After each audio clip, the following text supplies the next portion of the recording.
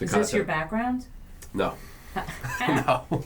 No, I'm completely self-taught. Yeah, isn't that, it's so much more fun that way, right? You learn more too. Yeah. And everything's changing so much. Like we had a meeting this morning about SEO. SEO now is completely changed. I don't even know what SEO is. Search engine optimization. Oh yeah. But now, since AI took over Google, now it's everything is rerouted.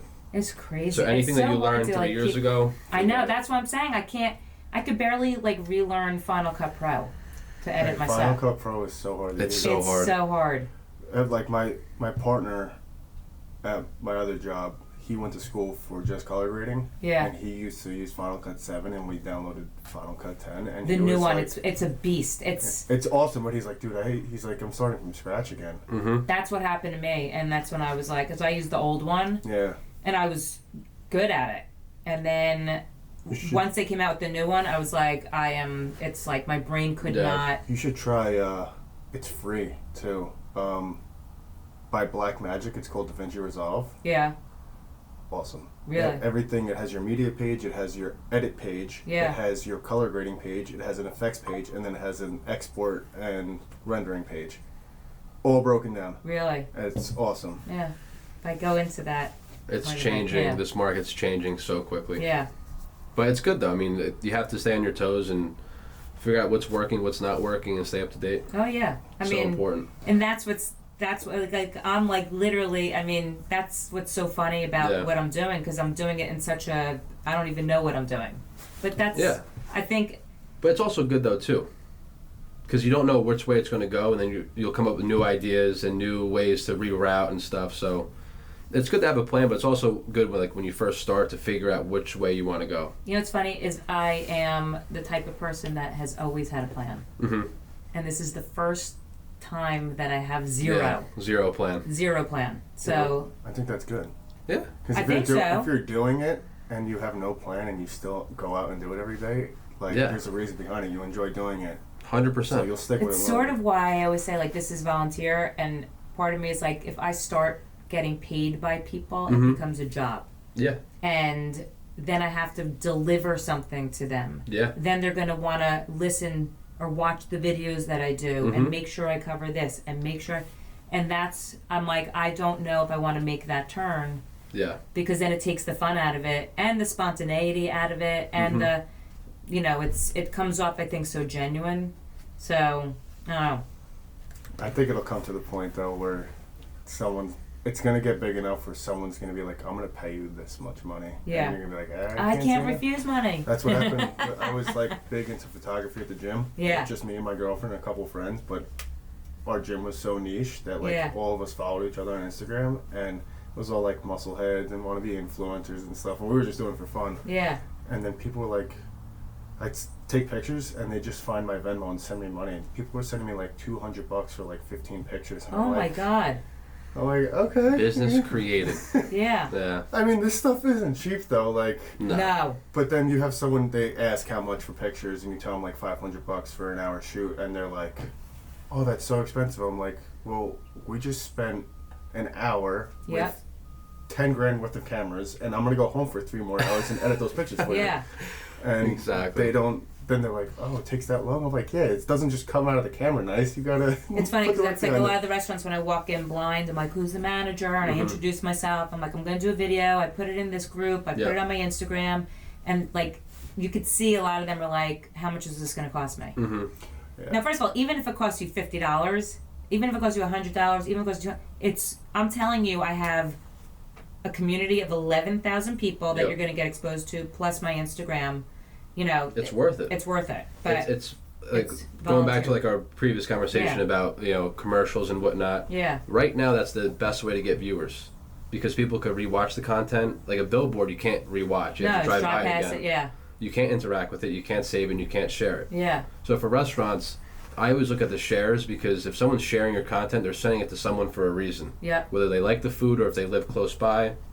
So it's social media for restaurants is definitely the way to go. Without a question. Oh, yeah. No matter what, if you're going through your traffic or the restaurant's traffic, it's just great to keep posting. Oh, yeah. Promote. Yeah. Yeah. So in the studio today, who do we have here? We have Heidi Blum. Yeah.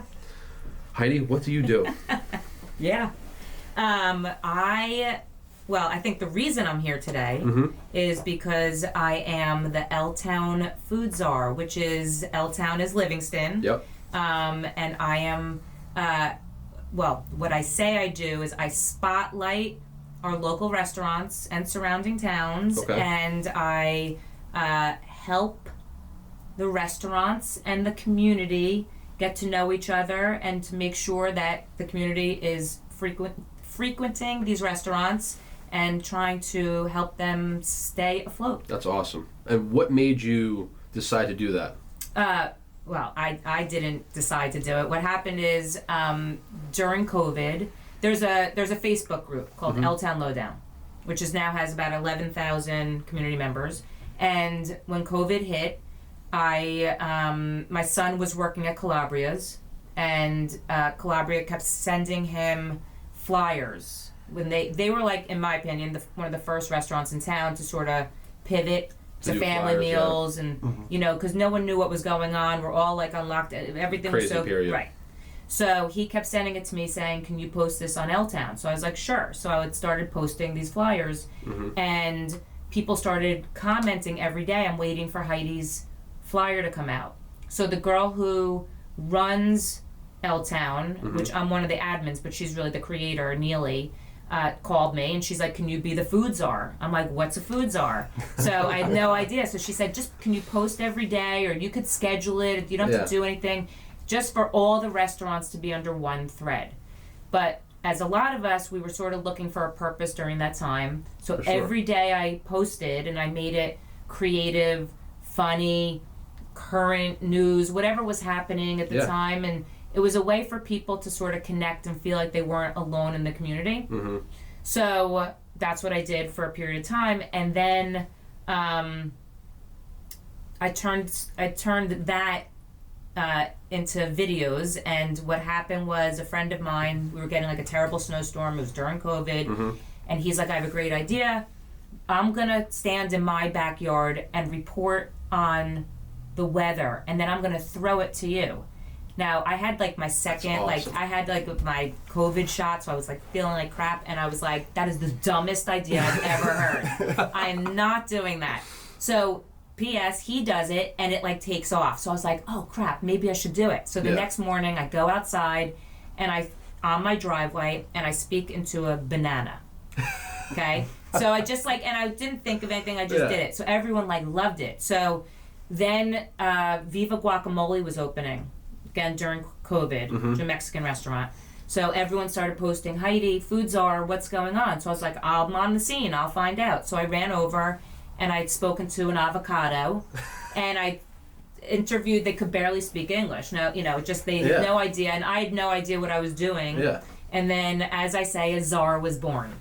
That's awesome. Yeah, so it turned into like a thing, and it's been a tremendous gift to me from that moment that I was titled the Foodczar to today. To now. Yeah. And that's why we want to, bring you in and, talk about your story, because not many people have the confidence to go business to business and film and do content. It's very hard to do. It's funny you say that. It's very hard, and I try to use it as a teaching tool for my kids, because stepping out of your box is very hard. And while I come off as very confident, which I think I do, my heart races every time before I do one of these videos. And these videos, I don't prepare.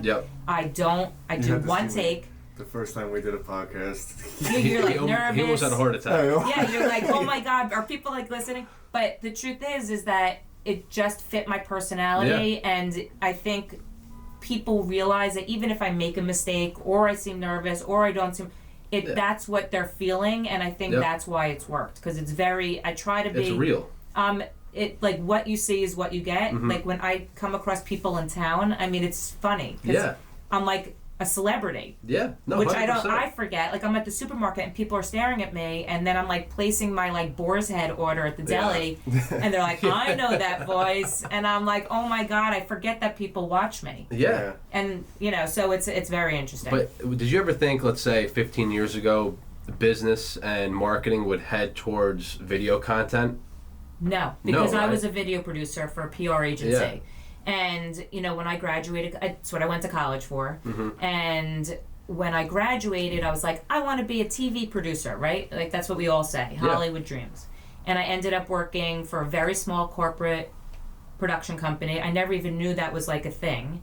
And then I worked at a PR agency. But it was not the way it's used now, obviously. And totally the trend, different. You know, I mean, you know, kids can become influencers. Kids you know, you look at I mean, I'm on TikTok. Well, when I say I'm on TikTok, I'm like the biggest time suck of TikTok.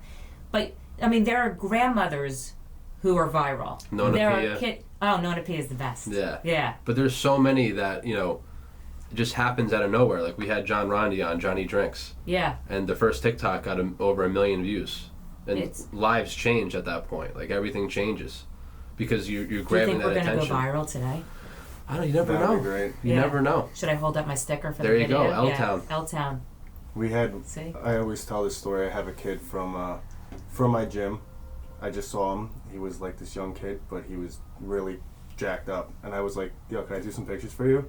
And I did 2 little Instagram reels. Got 500,000 views. He just won now. He has 300,000 followers on Instagram. He just got youngest pro bodybuilder since Arnold. Youngest pro ever in 47 years. Oh my God. Crazy. Yeah. And now he's going for the youngest Olympia. That's like competing with like Ronnie crazy. Coleman Yeah. and some of the biggest guys That's out there. insane. That's so cool. So yeah. It's amazing, and I think a lot of places, especially with like when I go to these restaurants, I don't think, number one, I don't think they have the time. No. And 2, I don't think they understand the power that they have, in a sense, if they just.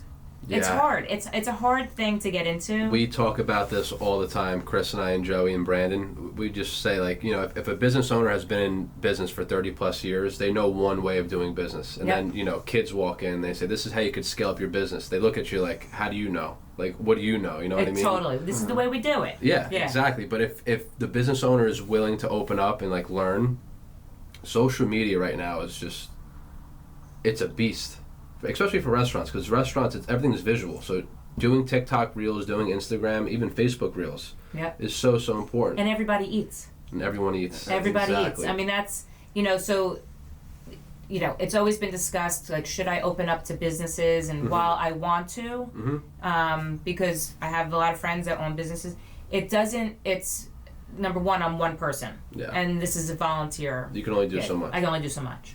And everybody has a business. Yeah. I mean, I'm a personal trainer. Nobody even knows my business. Yeah. You know what I'm saying? Yeah. So, but at the same time, restaurants, like the people that I follow on Instagram, it all has to do with food, because it's what brings people together. Yeah, it's food. It makes people happy. It does. It's food. It makes people 100%. happy, right? Every story, memories, like, you know, any memory you have, like, to me, is based around the food I ate. 100%. Sitting at a kitchen table, being at a restaurant. I mean, all of it. There's so much attached to it. It's it's limitless. Yeah. In a way. Let me put you on the spot. Okay, go. What's your favorite restaurant in Livingston? Oh, I have a few. I know you do, but if you had to pick one. If I had to pick one, I mean, it's I'm gonna insult some people, maybe. Ah. Well, okay. Let me say this. I'm gonna preface it by my favorite, and it's because I've been going there since I'm a little girl. I go there now. My kids come. Landmark? Nope. We celebrate a lot of celebrations there. Is Nero's. Nero's. Yep. Yeah, Nero's is great. Nero's. I right here. Really? Yeah. I eat the same dish. Really? It's, first of all, they pour a hefty drink. Sold. Yeah, exactly. Yeah. Their food is delicious. The staff is amazing. The staff. To me, what makes these experience so great now is the staff knows if you're in town, they know who you are. They know what you drink. They know what you eat. And it's hospitality. Yes. I'm reading Unreasonable Hospitality right now. Yeah. I don't know if you ever read it before. No. But, they talk about service being black and white and hospitality's color. It's like when people know your name, they know your drink, and they know when your birthday is. It's very, very important. It's your hooked. And that's what we try to implement with our restaurant clients: is figure out people's birthdays, having a proper landing page where you give us your name, your number, your birthday, and your favorite appetizer and your favorite meal.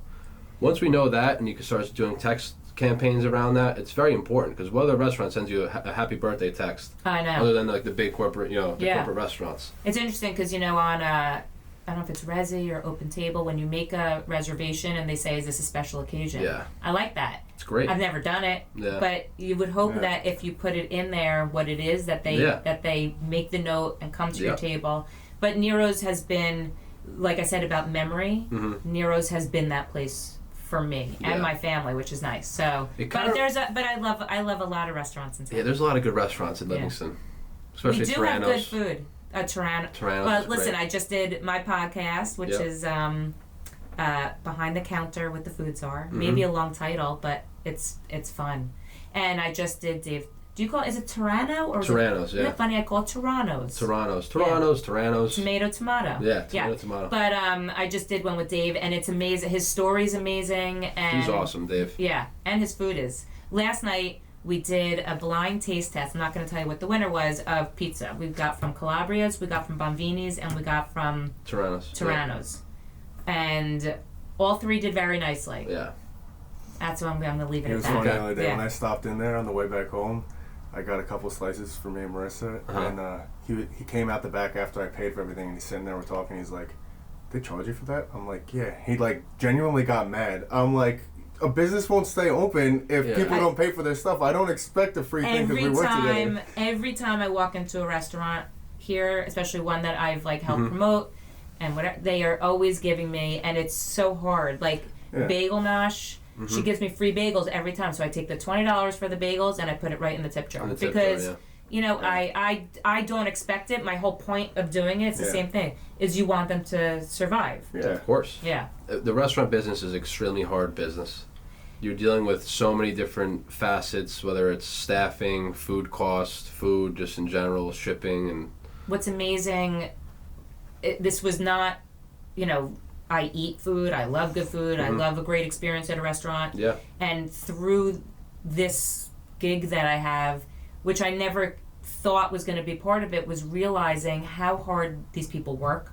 They put their entire family finances into their establishment, and the amount of work that goes into it, it's the crazy. Hardest business, and I respect, I literally sometimes I'm up at night worrying about certain places if I don't think they're doing well. Like it's like really become a part of me, and it's that's your brand. It's my brand, but I didn't realize, the compassion and empathy that I would have towards these people. Like at first, it was just like a fun little thing, but what people don't realize is it really is important for me that these places do well. Yeah. And I think the more connection that the community has with these places, they're gonna want them to do well too. For sure. 100%. And the surrounding towns too. I mean, I keep saying like they're our neighbors. Yeah. Right? So even though I'm promoting Livingston, we have East Hanover, we have Florham Park, we have Milburn, we have West Orange, we have, even as far as Montclair.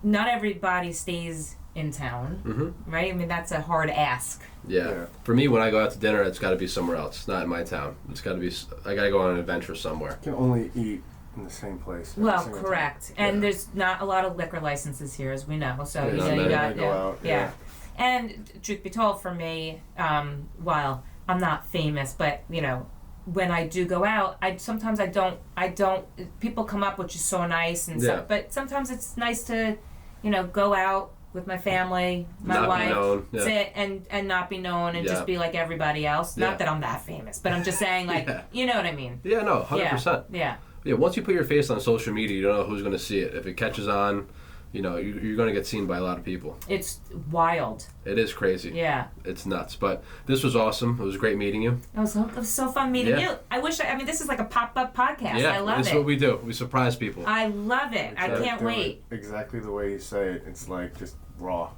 Yeah. If it's planned out, then sometimes people don't like to open up as much. Yeah, it gets, And that's why I choked the first time we did a podcast, because we were talking about my previous experience with videography and pictures and stuff, and I'm like, he's asking me questions across the table, and he's sitting over there with a smirk, and I'm like, bro, I already told you all this stuff. Oh my God, I can't act right now. Yeah. You know what?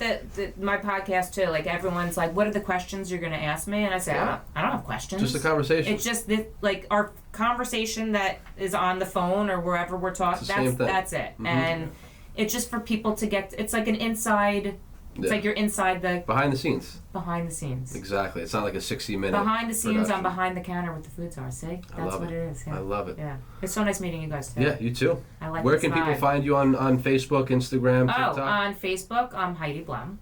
On Instagram, I'm Heidi Blum _Foodczar. Foodczar. Okay. That's CZAR. Troy, pop this up for us, please. TikTok, I think that just shows you. TikTok's scary. TikTok is. I'll tell you why it's scary. Is that I went, I was like, I should post my videos on TikTok, and then people make comments, and they're like, not that they're not nice about me, but it was nasty. sort of like they're not nice. Yeah, and I was like, everybody has something to say. I was like, I don't know that I can enter this. I don't like. I'm confident. I don't know how thick-skinned I am. Thick-skinned. I think I'm more thin. That was right. Some person was like, "What the F is L-Town?" And I'm like, "Dude, relax." Yeah. Right? It's Livingston. Did he have a profile picture? Nobody cares. I'm not. I have to look. Probably not, right? I was like going back at him because I was like, what? I'm like, thank you so much for following me. He's And like, I'm not commenting. following. Yeah, I'm not following. I go, you clearly are. That literally just happened to me last night with my dog. My breeder posted a video of my dog, and I was joking around, and I sent a Snapchat, and I put like a